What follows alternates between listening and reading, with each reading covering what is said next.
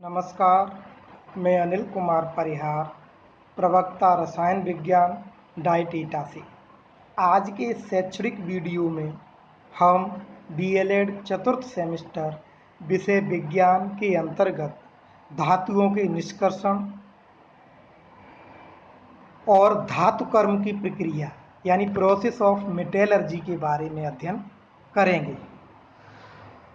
इसका अध्ययन स्टार्ट करने से पूर्व हम छात्रों से चर्चा करेंगे कि विभिन्न वस्तुएं जैसे चाकू, बर्तन, लोहा, एल्युमिनियम, कॉपर, गहने जैसे सोना, चांदी, इन चीज़ों से मिलकर के बने होते हैं। क्या ये धातुएं हमें इसी रूप में प्राप्त होती हैं?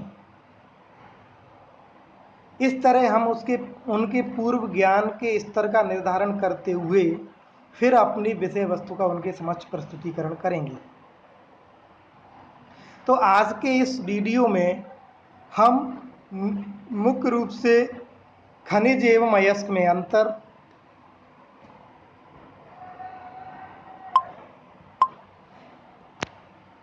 मुख्य धातुओं के अयस्क और भारत में उनकी उपस्थिति, और तीसरे बिंदु के रूप में धातु कर्म की प्रक्रिया प्रोसेस ऑफ मेटलर्जी का अध्ययन करेंगे।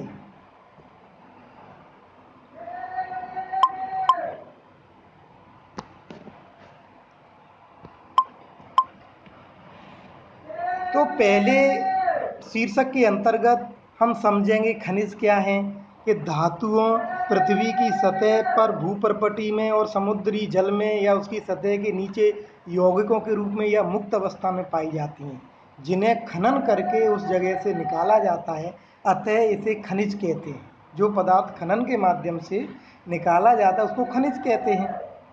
अब इस खनिज के अंतर्गत धातुएं मुक्त अवस्था में हो सकती हैं, जैसे कुछ धातुएं सोना, चांदी, प्लेटिनम आदि मुक्त अवस्था में पाई जाती हैं, लेकिन अधिकतर धातुएं किसी दूसरी धातु या अधातु के साथ यौगिक के रूप में उपस्थित होती हैं, जैसे सल्फर धातु के साथ सल्फाइड के रूप में या सल्फेट के रूप में, ऑक्सीजन के साथ कार्बोनेट, ऑक्साइड या सल्फेट के रूप में, या अन्य मिश्र धातुओं के खनिज भी पाए जाते हैं। अयस्क क्या होते हैं? अयस्क वे खनिज होते हैं जिनसे धातु अधिक मात्रा में कम खर्चे पर सरल विधियों के द्वारा प्राप्त होती है। अर्थात ऐसे खनिज जिनसे हम धातु को सरल विधियों द्वारा कम खर्चे में अधिक मात्रा में निष्कर्षित कर सकते हैं, ऐसे खनिजों को हम अयस्क कहते हैं। अतः हम कह सकते हैं कि सभी अयस्क खनिज होते हैं, लेकिन सभी खनिज अयस्क नहीं होते। अर्थात एक ही धातु के एक से अधिक खनिज होते हैं, उनमें से अयस्क उन खनिजों को कहते हैं जिनसे हम अधिक मात्रा में और कम खर्चे पर धातु का निष्कर्षण कर सकते हैं।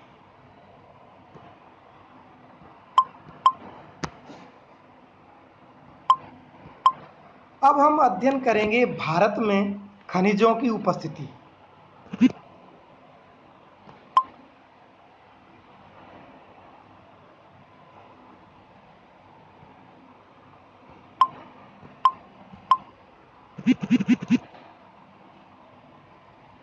इसके अंतर्गत पहली सारणी हमारे पास है जो बता रही है धातु का नाम, उसका मुख्य अयस्क, उसका रासायनिक सूत्र और उसके स्वरूप कि वो किस फॉर्म में है। उदाहरण के तौर पर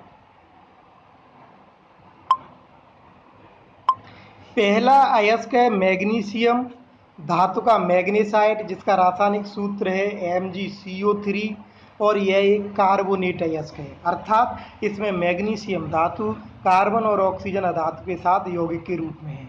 इसी तरह कैल्शियम जिप्सम में सल्फेट के रूप में प्रेजेंट है, सल्फर ऑक्सीजन अधातु के साथ। कॉपर ग्लांस में कॉपर सल्फर के साथ सल्फाइड अयस्क के रूप में है। इस तरह हम इस सारणी को याद कर लेंगे। अगली सारणी में अगली सारणी में बताया गया है कि धातु, उसका अयस्क और भारत में उसकी उपस्थिति कहाँ पर है। इसमें देखें लोहे का मुख्य अयस्क है हेमेटाइट, जो बिहार, उड़ीसा, मध्य प्रदेश, कर्नाटक, तमिलनाडु और छत्तीसगढ़ में पाया जाता है। इसी तरह सोना, जो मुक्त अवस्था में पाया जाता है, कोलार खान कर्नाटक और आंध्र प्रदेश में उपस्थित है। और कैल्शियम, जो चूना पत्थर के रूप में सभी राज्यों में पाया जाता है, और संगमरमर के रूप में राजस्थान और मध्य प्रदेश में विशेष रूप से पाया जाता है। इन धात्विक खनिजों के अलावा कुछ अधात्विक खनिज भी भारत में पाए जाते हैं, जिसमें मुख्य रूप से अभ्रक, जो बिहार, उड़ीसा, तमिलनाडु में पाया जाता है, पत्थर राजस्थान में, पेट्रोलियम गुजरात, असम, अरब सागर के तटीय क्षेत्रों में पाया जाता है। सोना, तांबा, जिंक, जस्ता, टंगस्टन धातुओं के खनिज बहुत ही कम मात्रा में भारत में उपस्थित हैं। इस सारणी के बाद अगली सारणी में हम धातुकर्म या मेटलर्जी के प्रोसेस के मुख्य पदों का अध्ययन करेंगे, जिसमें सबसे पहला पद यानी खनिज से शुद्ध धातु प्राप्त करने में बहुत सारे पद इन्वॉल्व होते हैं, लेकिन सभी धातुओं के निष्कर्षण में कुछ पद, कुछ प्रक्रियाएं निश्चित हैं, अतः इन्हें हम धातुकर्म के मुख्य पद कहते हैं। इसमें सबसे पहला जो स्टेप्स है वो है कंसंट्रेशन ऑफ ओर, पिसे हुए अयस्क का सांद्रण। सबसे पहले जो खनिज प्राप्त होता है हम उसका क्रेशर के माध्यम से चूर्ण बना लेते हैं, फिर उसका कंसंट्रेशन यानी सांद्रण करते हैं। सांद्रण करने की कई विधियां हैं कि अशुद्धियों की प्रकृति और धातु की प्रकृति के आधार पर डिपेंड करता है कि हम उसका सांद्रण चुंबकीय पृथक्करण से करें, निछालन विधि से करें या फेन प्लवन विधि से करें। इनका विस्तृत अध्ययन हम अगले शैक्षणिक वीडियो में करेंगे। दूसरा पद है निस्तापन यानी कैल्सिनेशन। इस प्रक्रिया के अंतर्गत अन्य तरह के अयस्कों को धात्विक ऑक्साइड में परिवर्तन किया जाता है। इसके अंतर्गत हम वायु की या ऑक्सीजन की कम मात्रा में, कम उपस्थिति में गलनांक के नीचे गर्म करके ऐसा करते हैं। सिमिलरली तीसरा पद है भर्जन या रोस्टिंग।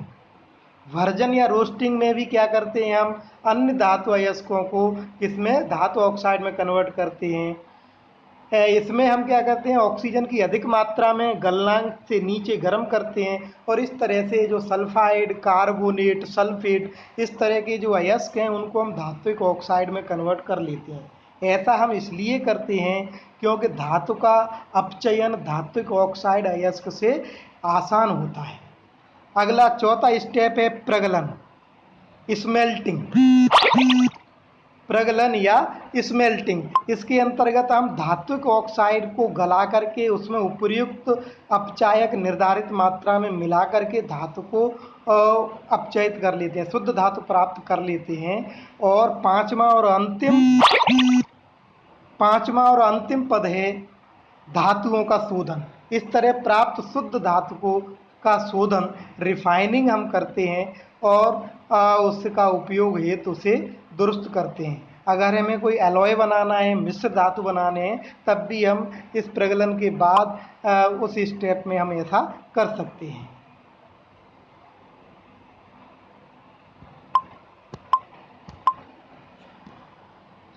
अतः ये मुख्य रूप से 4 पद होते हैं धातु के, जिनके द्वारा हम धातु कर्म की प्रक्रिया को पूर्ण करते हैं। आज के इस शैक्षणिक वीडियो में इतना ही। अगले शैक्षणिक वीडियो में हम कंसंट्रेशन ऑफ ओर, सांद्रण की विभिन्न विधियों का विस्तृत रूप से चर्चा करेंगे। धन्यवाद। ये कितने का बना ये